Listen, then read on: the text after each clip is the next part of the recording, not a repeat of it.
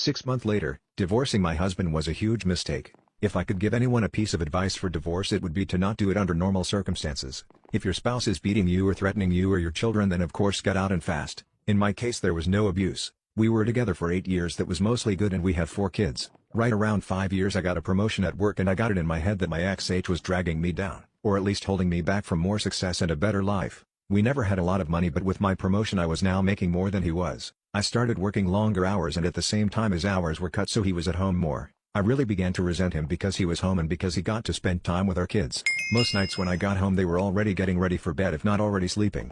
After a few months of my new job, it was clear to me that things were not going well at home without me there. Some nights the dishes weren't done when I got home, or the kids hadn't eaten, or whatever else I could think of to be mad at him about. It really didn't matter.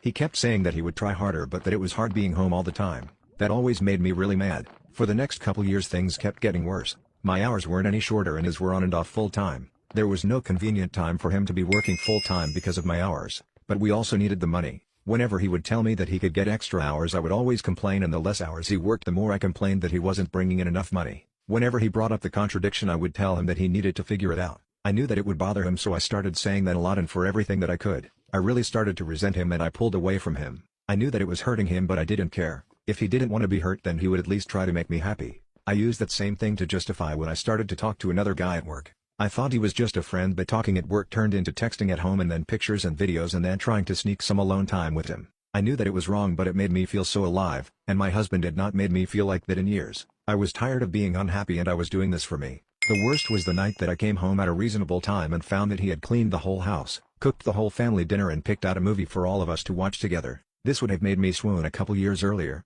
but that night I couldn't even look at him, and I pretended to be sick. I spent the rest of the night in bed while he waited on me and checked on me and even made me different food and brought it to me in bed. It made me feel terrible, and then it made me angry that he made me feel that way, and by the end of the night I was texting with the other guy. Over the next month or two from that night, it did not matter what he did. He was wrong just for breathing most days. He would get so upset with how I was treating him, and I would just wait and egg him on into losing it because I knew it would happen eventually. After most of the fights we had, he would apologize for whatever I told him he did wrong, if there even was something, but I never did.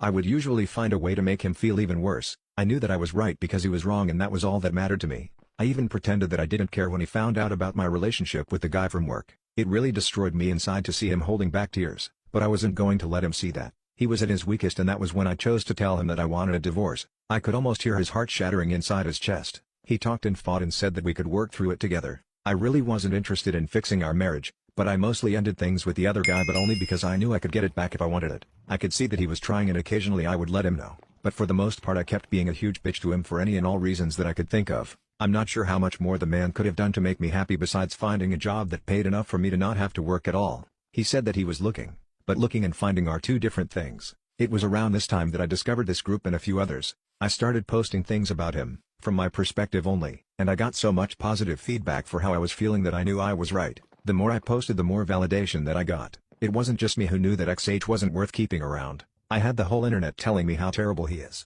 I started saying awful things to him and even outright ignoring him. I was so confident with mine and everyone else's opinion that I contacted a lawyer and within a couple weeks had filed for divorce. I continued to use this site and a couple others to validate my feelings and for encouragement to go through with it, and finally it was done. It went pretty smoothly.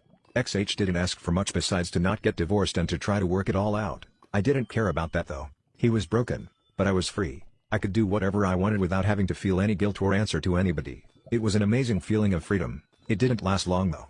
In the first month after he moved out, I missed garbage day 3 times. There was also rarely a single clean dish, and the laundry sat in piles so long that I had to start doing the sniff test to see if it could be worn again. I also never saw my kids more miserable. My oldest had seen some of the messages from the other guy months earlier, and she knew that XH still wanted to try to work it out.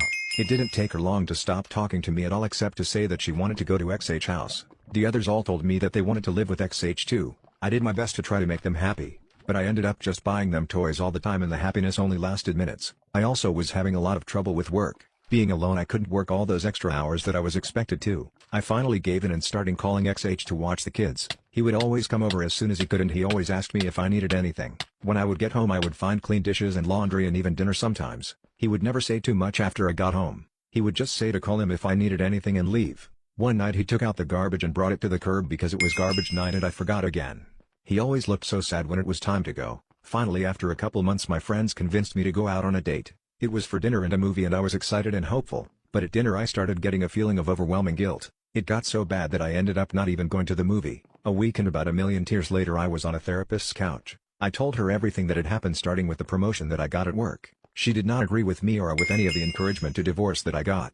I ended up in her office 2 and sometimes 3 times a week, and the more that I talked to prove that I was right, the more that I started to see how wrong I was. It was truly heartbreaking. I don't know if I cried as much in my whole life as I did in the first month in her office. After about $2,000 of therapy sessions I learned that my ex had his faults, but I figured out that mine were so much worse. I did so many awful things and said awful things that I wouldn't want to be with me, but he did. I still remember him asking me in the meeting with the lawyer to please not go through with it. I did go through with it though, and then later I bragged on here how great it felt. I was so wrong, and now I can see it. A couple weeks ago I went outside with him when he was leaving the house. I asked him about getting back together. When he looked at me his eyes were full of tears and a couple went down his cheeks. He told me that he didn't know if he could. He said that the pain has been too much for too long and that if we got back together that I might just turn around and do it to him again. He said that he always thought that I would realize how much he loved me and stop up until I signed the divorce papers and let out a big over-exaggerated sigh of relief. He said that hurt him more than anything else and that he doesn't know if he can ever trust me again. I don't blame him. I destroyed a man who looking back was a great husband. I deprived my kids of having a great father in the house with them and I took his kids away from him. And me, the one who pushed for the divorce expecting happiness and a life of freedom, spend all my free time sitting at home or sitting on a therapist's couch. Please don't just take the advice of anyone on this site or any other about getting a divorce. If your marriage is bad, look at yourself first and see if you can make changes. This is advice for men and women. Getting divorced is not fun. Being divorced is not fun. And seeing your husband broken and your children never happy because of your actions is the most painful experience that I can imagine. I wish all of you well and hope that you will give your marriages a second chance.